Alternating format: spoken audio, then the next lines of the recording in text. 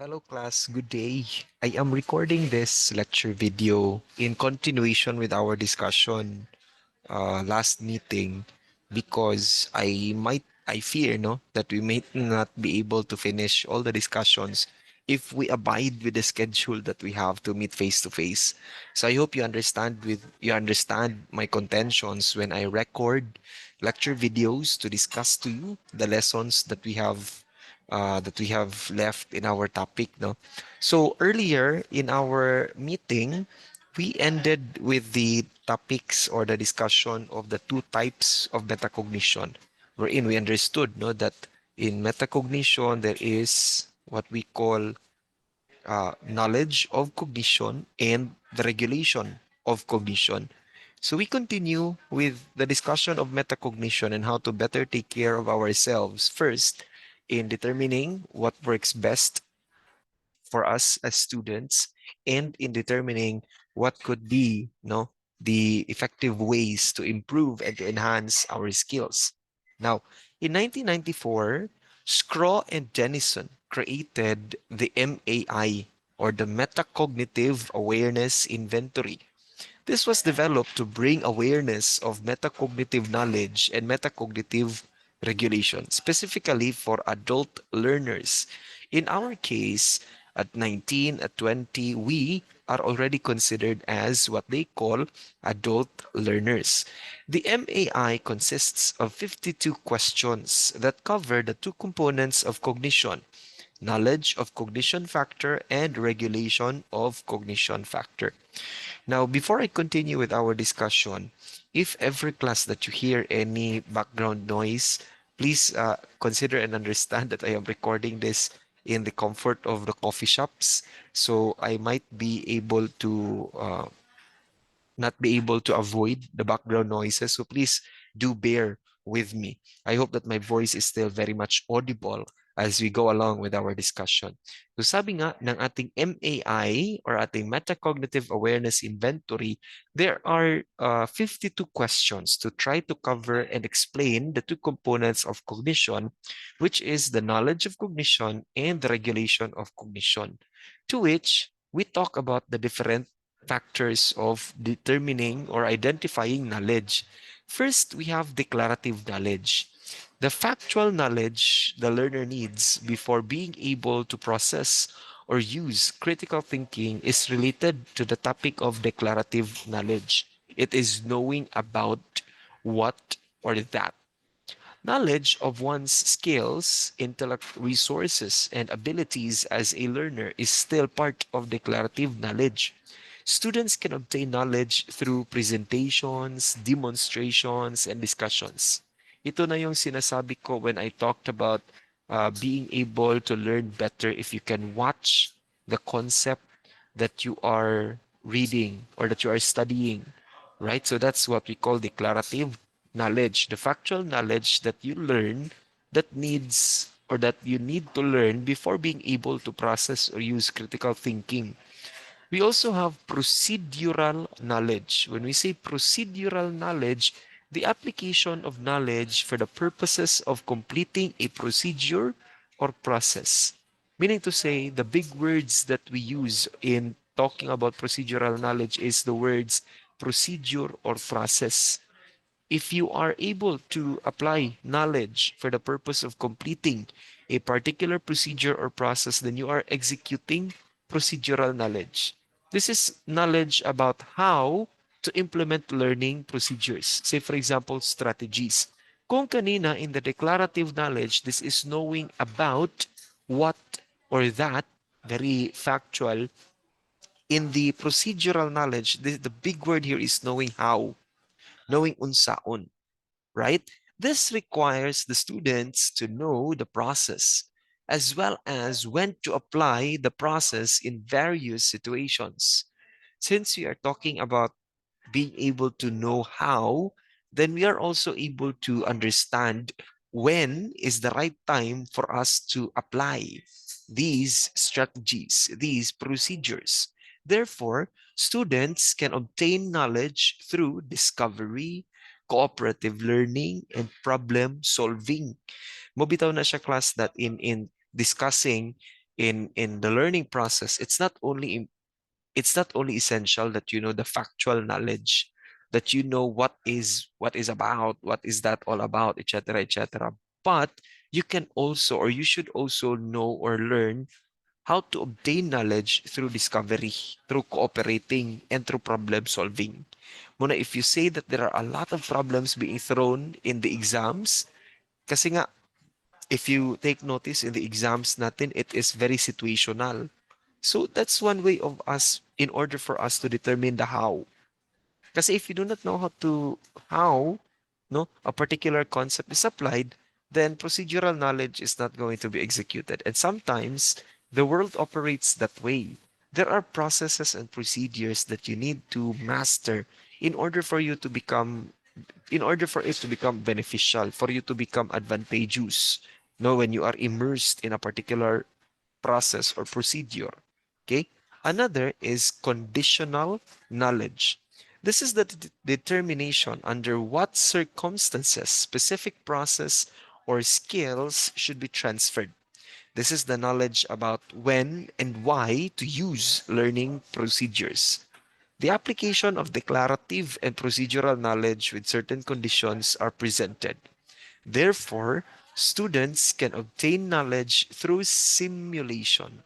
So, kaning conditional knowledge, this is now talking about the circumstances, no, which include the specific processes or the skills that should be transferred. Mobitaw na nga in senior high school, we have immersions. If you can remember, you have immersions to different industries, to banks, to cooperatives. You have immersions that will try to give you a glimpse of knowing when and why you are going to use what you have learned. You are going to use the learning procedures that is present. Therefore, conditional knowledge class is simply talking about the application of declarative or factual knowledge and procedural knowledge with certain conditions that are present. What are these conditions? It could be that you are working in a bank, or that you are asked to help out in a police station or in a particular office. That is what we called, or what we call, simulation. There is a simulation kapag ka ikaw na ang gagawa ng trabaho.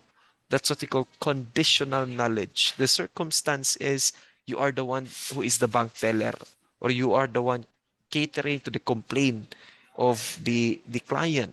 So that's what we call conditional knowledge. You're given a specific circumstance in order for you to apply what you have learned, and or what knowledge you have obtained through simulation.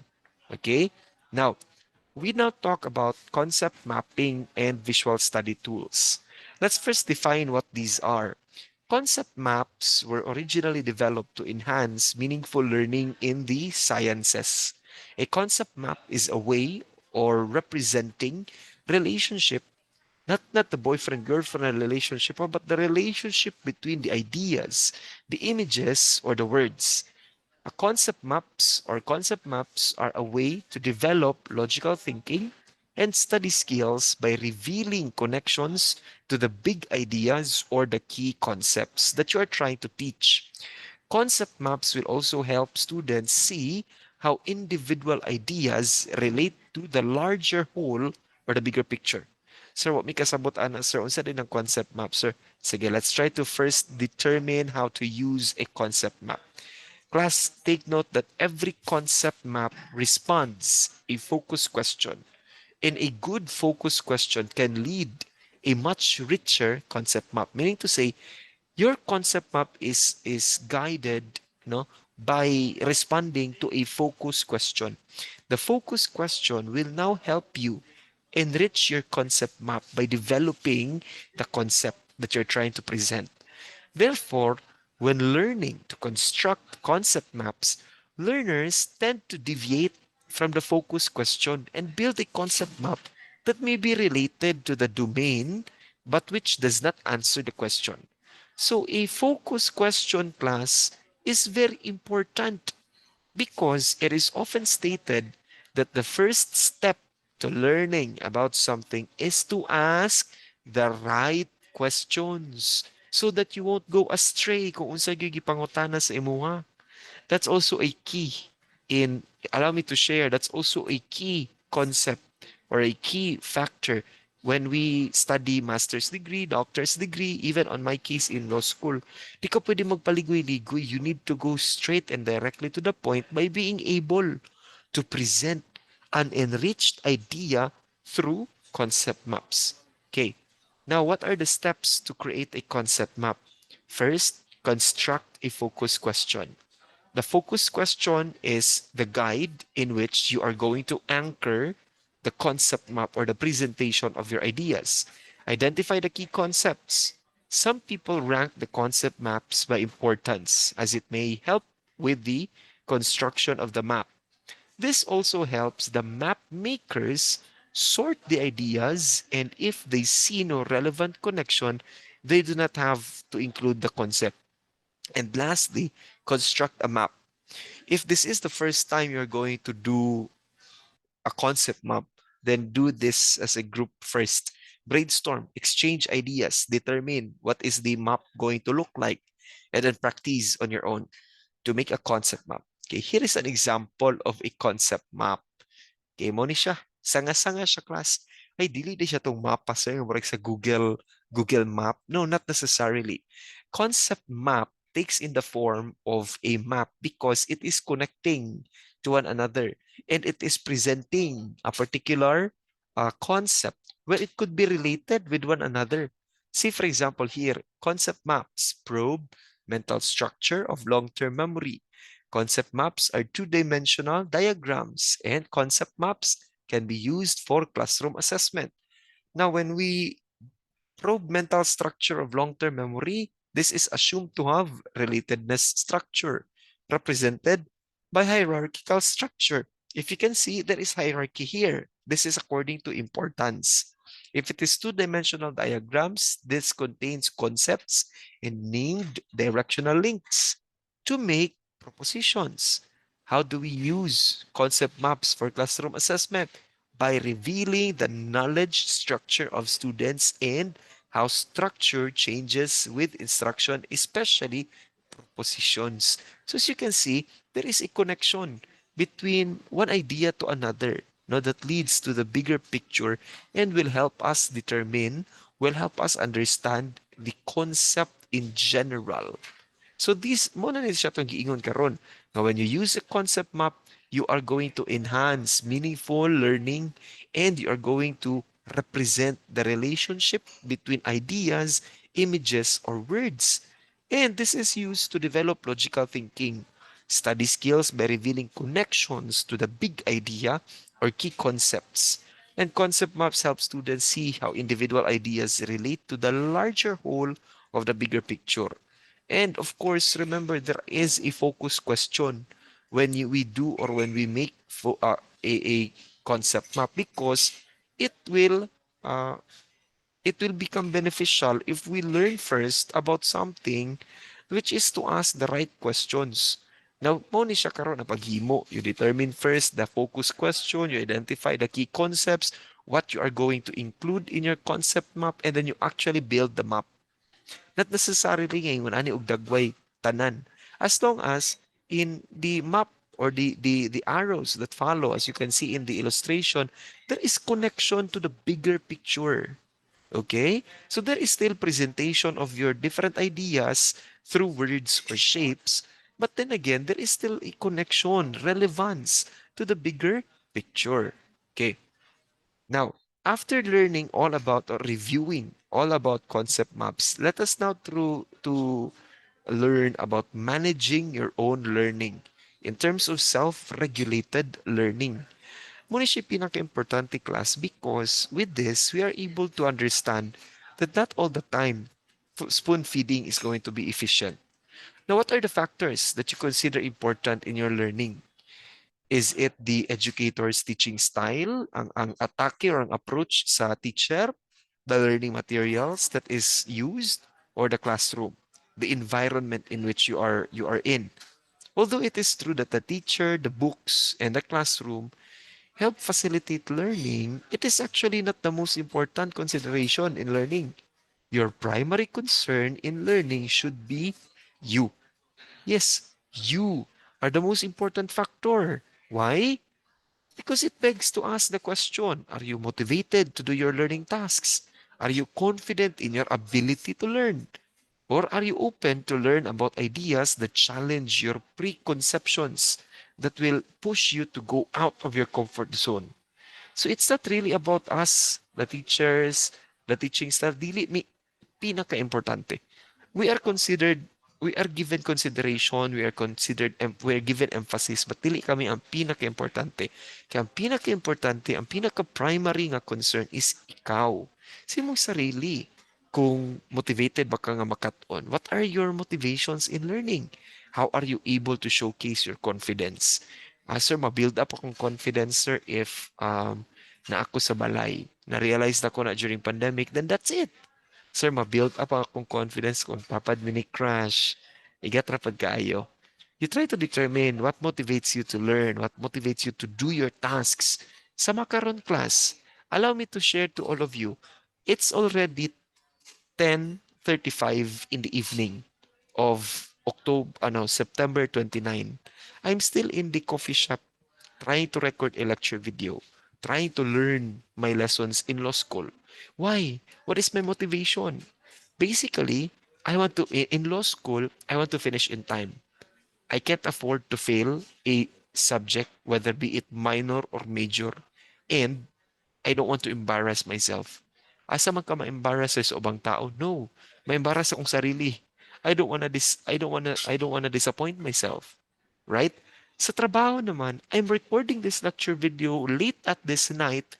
Number one, because tomorrow we have a cascading of strategic plan in school. So possibly, unsa raming oras sa mahuman? Possibly, nga kung mahuman mig past 12 noon, mag-lunch, then I will have difficulty in trying to catch up with our tawag nito, time. So kung dili ko makaklase sa inyo ha, then another reason for us not to be able to discuss and finish the lesson. So I am recording this not for my sake to do my job per se, but to also let you learn, no, the lesson that we are discussing. So my motivation, I'm considering myself. As much as you say that I'm considering you, my students, I'm considering myself. I don't want to have any backlogs in my tasks.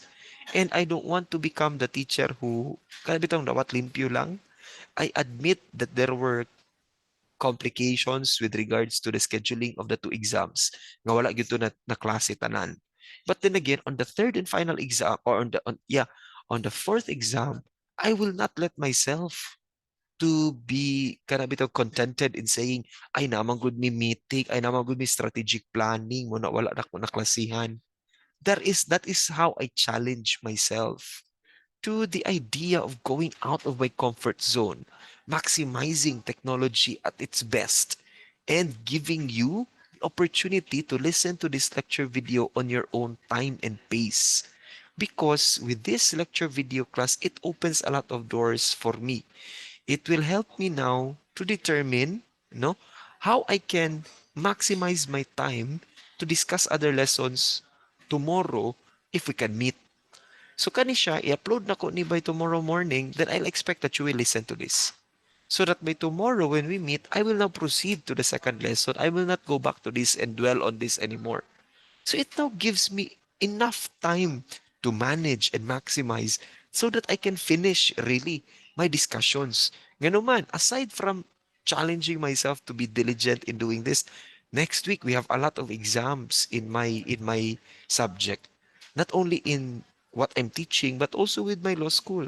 So I need to maximize my time nga dili mohurot akong oras in preparing my PowerPoint presentations, in studying the lessons that I teach, but also give time to study for my exams in my law school. So that's my motivation. Now, I would like to ask you, how are you self-regulating your learning?